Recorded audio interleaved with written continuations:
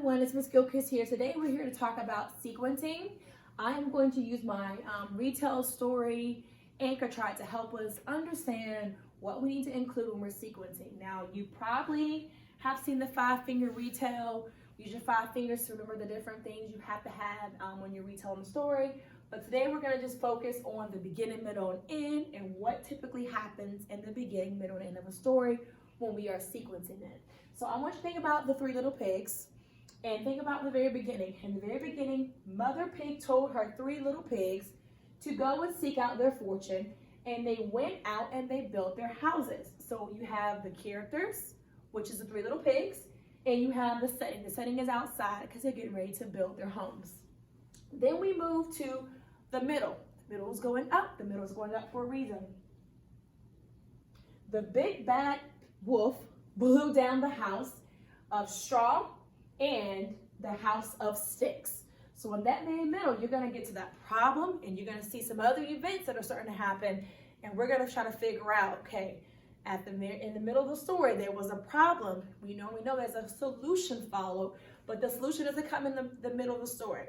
Okay, it's just where we get the information of the problem. Okay, so now we're going to go down to the end. And then the end is the wolf tried to blow down the house of bricks, but he could not. And he went down the chimney and he landed in a boiling pot of water. So that is the end of the story. That is when we get the solution. They solved the problem. They put the boiling hot water at the end of the chimney. The wolf thought he was being smarter than them. He went down the chimney, but he got himself burned and he ran away and he never came back.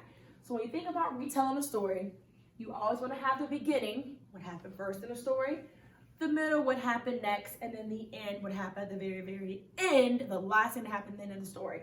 But think about this, when you talk about the beginning, you need to introduce your characters. You need to make sure you have your setting in there. When you do your middle, you need to talk about the problem and the events that kind of occurred that allowed you to know that this was the problem. Like, what told you that this was the problem in the story?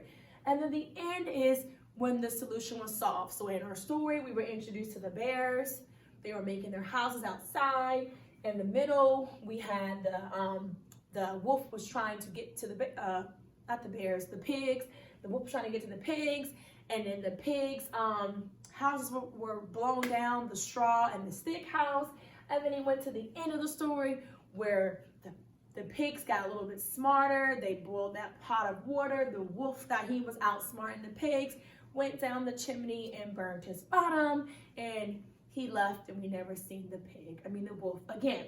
So this is how we're gonna retell. So when you're doing your beginning, middle, and end of your stories, make sure you are making notes of these things that happen.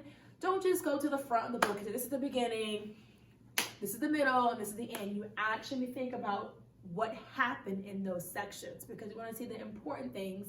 And the important things are the characters, the setting, the problem and solution, the events that happen in the story. Well, thank you for hanging out with me. Bye.